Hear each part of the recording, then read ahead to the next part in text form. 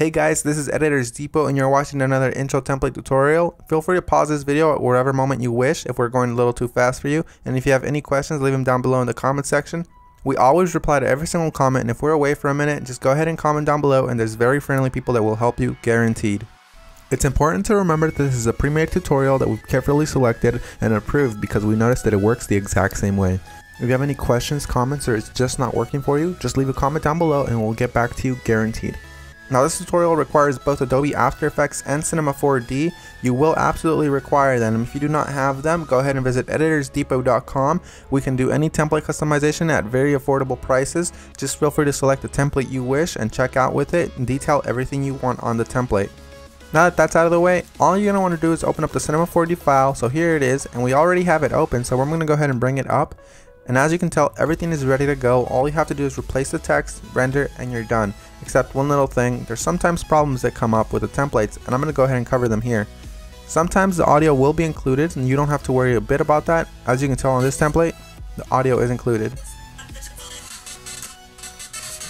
It's not a problem at all, and sometimes the font is not included. If it's not, all you want to do is of course look for the text layers. They will look a little like this.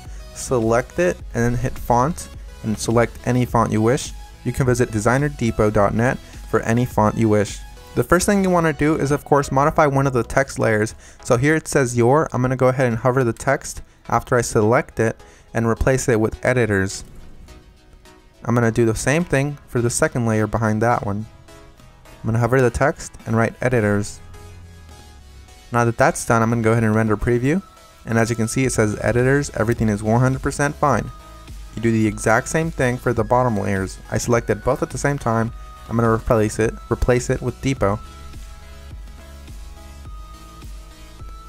Once I go ahead and render preview, it looks amazing and I'm happy with it.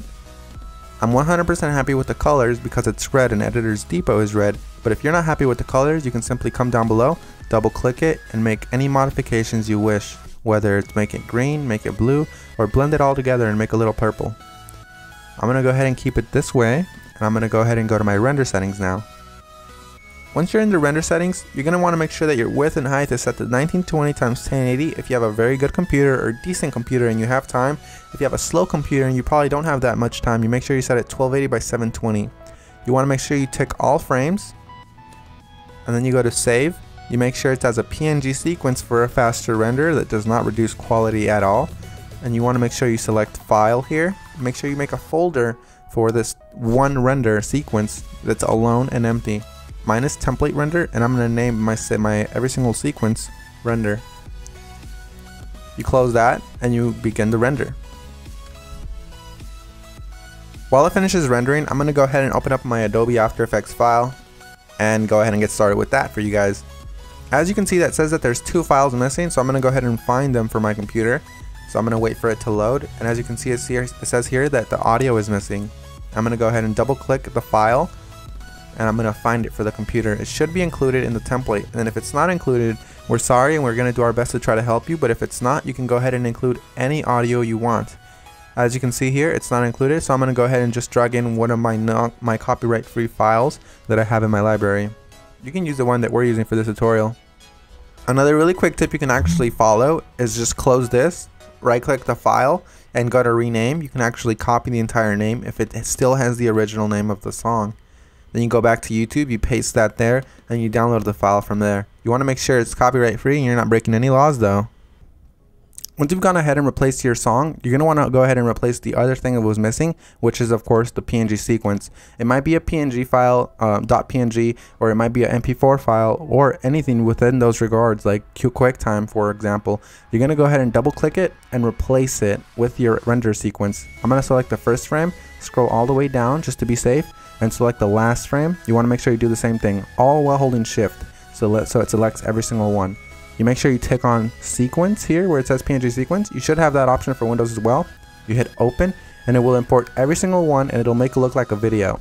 That makes your render much faster and it looks the exact same. So we're 100% done. Assuming you have every single one of the plugins required, you're 100% done, and if you don't, you're going to have a black screen similar to this. But if you do have a black screen similar to this, you're going to just want to make sure you troubleshoot it by turning off or turning back on whatever adjustment layers might be messing up your entire video. As you can see here, all of the adjustment layers, one of them within these messed up the entire render, so I'm going to go ahead and turn them on one by one. That one's fine, that one's fine. Oh, this one's the problem here. So you make sure you turn them back on, and you're done. So I had one layer that messed everything up, and that's because I do not have the correct plugin. You want to make sure you fix that, and you want to make sure you don't run into that problem again. And finish the composition by adding it to the media encoder queue. That pretty much summarizes our video, guys. I hope you all enjoyed it, and if you did, remember, drop a thumbs up if you liked it. Drop a thumbs up if you are a fan of us and you like what we're doing. And guys, we really appreciate every single one of you from the bottom of our hearts. We really appreciate every single one of you guys, whether you're liking this video, disliking, or you just left and you didn't even watch this tutorial, guys. Hope you all have an amazing day, and as always, this is Maurice. Visit EditorsDepot.com for any customization of templates, and have an amazing day. Take care, guys.